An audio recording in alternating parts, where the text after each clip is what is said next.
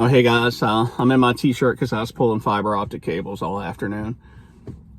I want to talk to you about the Maxwell-Duncan House, which is where this YouTube channel started. I think my very first video, or maybe second video, was taken there. Even before I moved back to Clarksburg in 2010, I read about this Maxwell-Duncan House and how it was allegedly in terrible shape and a danger to the community. It was a house built around 1870, 1875, and had once belonged to a United States congressman. It was somewhat dilapidated. I drove by, I would see braces holding the roof up, but otherwise the house looked pretty solid, and I couldn't quite understand what the argument was there. The city of Clarksburg would spend tens of thousands of dollars and many years fighting to get this home demolished, while houses that had the roof caved in still stood, while houses that had actual vagrants living in it went unaddressed, while houses that had vagrants in it and had caught fire and burned down were left standing. You know, the ruins were left standing. Finally, the owner of the house, which was Schaefer and Associates, filed for bankruptcy, and the federal judge basically said, my concern isn't the politics of Clarksburg or the individual policies that the council's drawn up for whatever reason.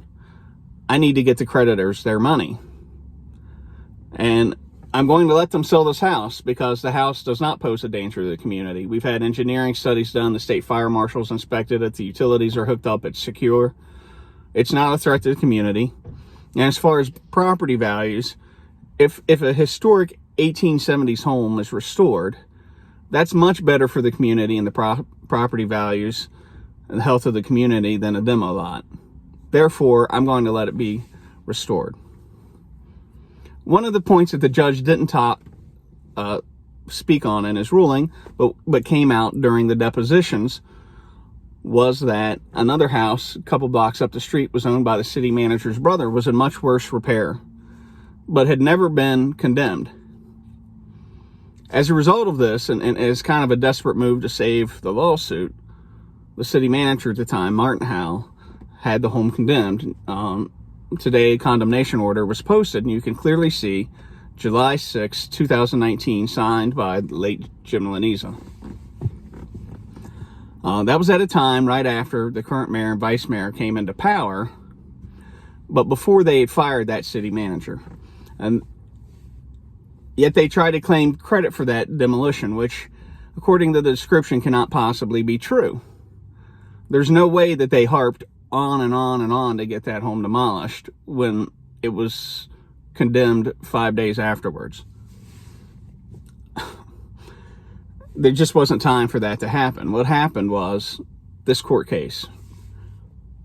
And yet here we are again.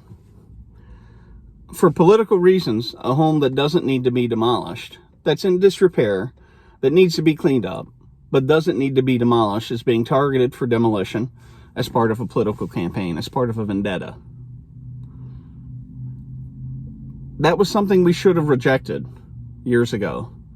If there's a problem with the house, send Public Works to clean it up, board it up properly, fine them, and put a lien against the house. It's that simple. Don't make it complicated. Don't make a bunch of drama about it. Just do your job competently. That's really all we ask. Holler at you later.